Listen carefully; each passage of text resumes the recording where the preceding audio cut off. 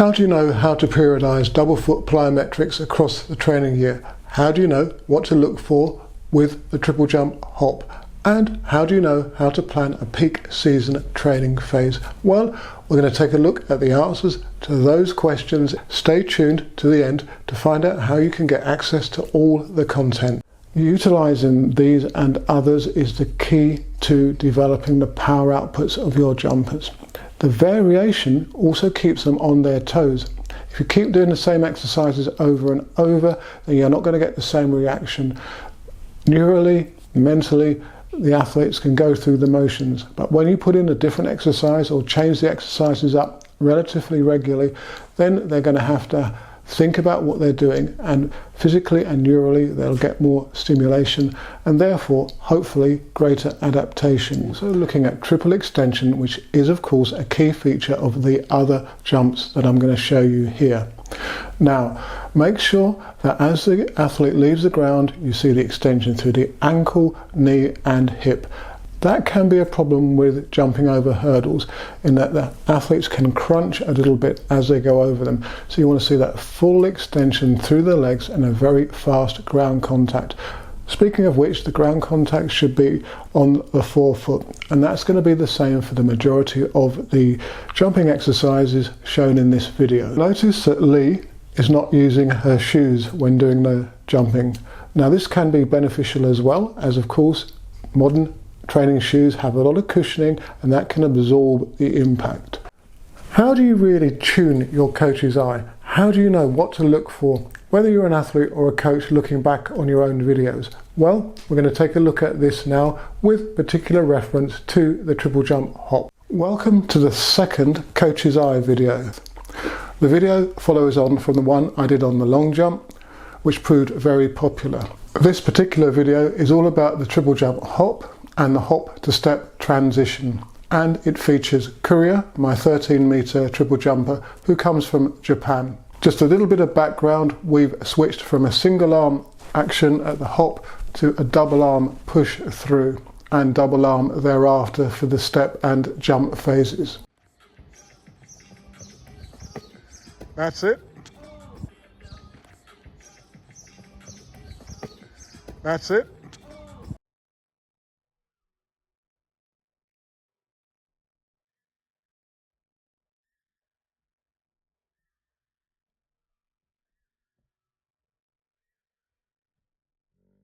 Kuria ran really well into the hop takeoff. It's important that the foot comes down underneath the hips and projects the body forwards. Now I gave a clue at the start of the video into the arm action that we wanted, and you'll see that here Kuria sort of morphed into a slightly different type of arm action to the one that we actually want.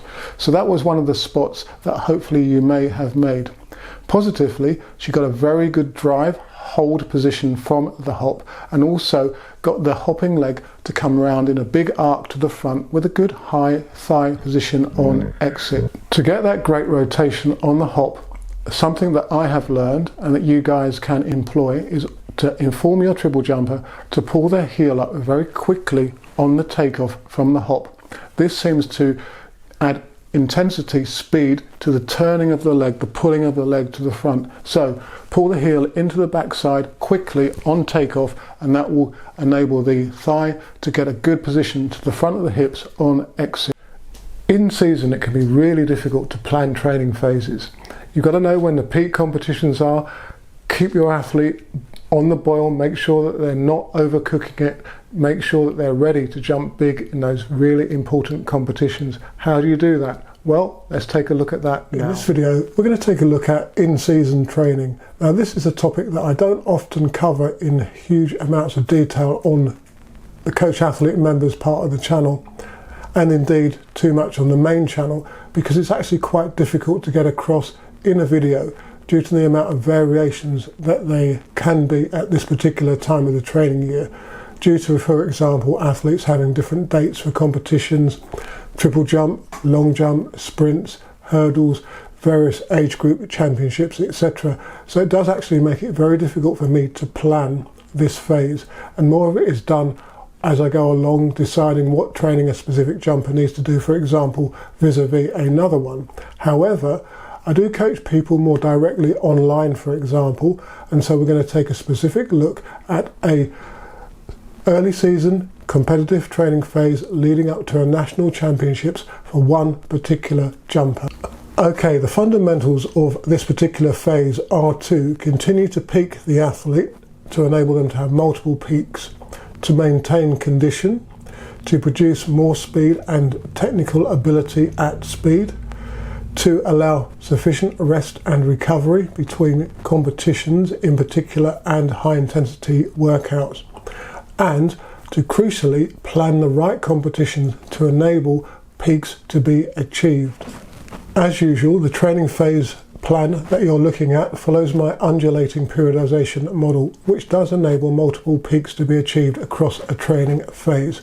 You just go back very slightly from peak condition and then move forwards again and try and surpass peak condition via the way that you construct your training sessions and units in this very specific and directed phase. By ebbing and flowing and gradually manipulating the training variables, there's a strong chance that you can create additional peak performance when it matters. And that comes down to the skill as you as a coach and seeing what the athlete's doing in training and responding accordingly. Your plan will only act as a guide, a way of getting the athlete to the competition in the optimum conditions, but what is really going to work is what you see and what you implement. These are segments from my Coach Athlete member videos. These range in length from 8 to 15 minutes, and they really deep dive into these subject matters and others. They will give you more information, more detail, they'll have more research, and in doing so they're going to really tune up your coaching and your perspective as an athlete on how to prepare, what to look for technically, and how to make sure that what you're doing is actually going to work. If you want to become a Coach Athlete member of the channel and join many others who have done so, then head over to the channel's homepage and click on the members button and look for the Coach Athlete offer.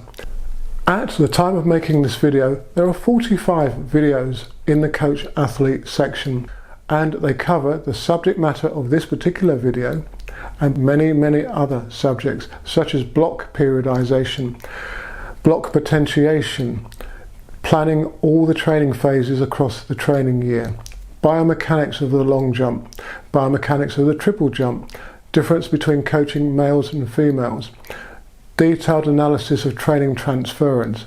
Head over to the channel's homepage and click on the members button. And if you're looking for a great training shoe that is going to speed you up and enable you to express more force and power, then check out the Anteeps Muscle Runners.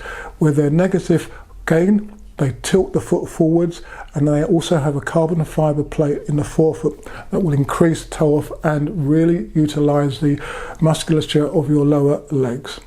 You can get a 15% discount. Do check out the link in the video description.